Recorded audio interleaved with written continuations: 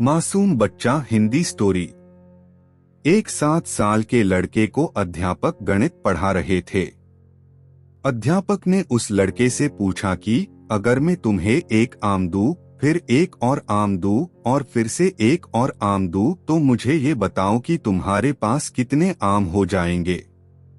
लड़के ने कुछ देर सोचा, फिर उसने जवाब दिया 4। बच्चे के गलत जवाब सुन अध्यापक थोड़े निराश हो जाते हैं। अध्यापक को ऐसा लगता है कि इतना आसान सवाल है, फिर भी बच्चे ने उसका उत्तर सही नहीं दिया। लगता है बच्चे ने सही से सवाल सुना नहीं होगा। अध्यापक ने बच्चे से एक बार वही सवाल पूछा, बेटा ध्यान से सुनो, मैं तुम्हें एक आम दूं, फिर एक और आम दूं और फिर से एक और आम दूं, तो तुम्हारे पास अब कितने आम होंगे। वो 7 साल का लड़का टीचर का चेहरा देखकर समझ गया था कि टीचर उसके जवाब से खुश नहीं है। वो अपनी उंगलियों से गिनने लगा और ऐसा सोच रहा था कि मैं ऐसा क्या उत्तर बताऊं जिससे अध्यापक खुश हो जाए। उस बच्चे के दिमाग में ये नहीं था कि उसका जवाब सही हो, बल्कि ये था कि मेरे अध्यापक जवाब से खुश हो जाएं। बहुत सोचने के बाद लड़का बोला 4। बच्चे का जवाब सुनकर अध्यापक फिर से नाराज हो जाते हैं। अध्यापक को अब याद आता है कि बच्चे को संतरा ज्यादा पसंद है।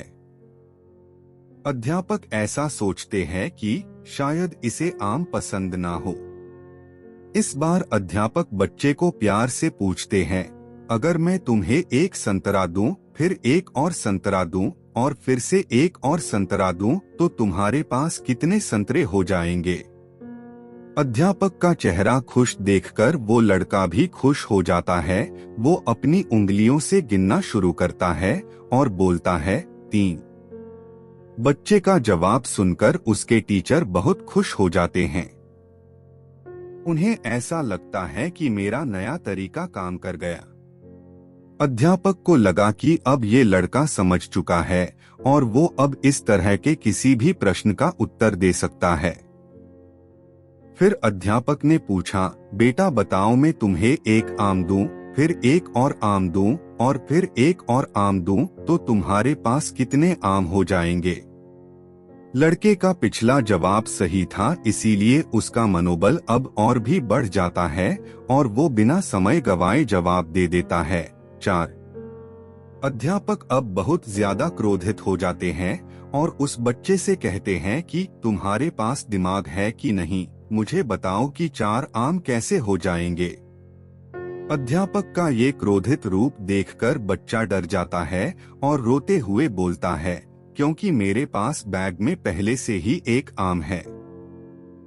सीख, हम भी कई बार इस अध्यापक की तरह सामने वाले का जवाब सुनकर अपनी प्रतिक्रिया दे देते हैं और फिर बाद में अपने किए पर पछताते हैं। कई बार सामने वाले का जवाब हमारे हिसाब के मुताबिक नहीं होता है, तब हमें अपना प्रतिक्रिया देने से पहले उसे पूछ लेना चाहिए कि उसके जवाब देने के पीछे क्या कारण है।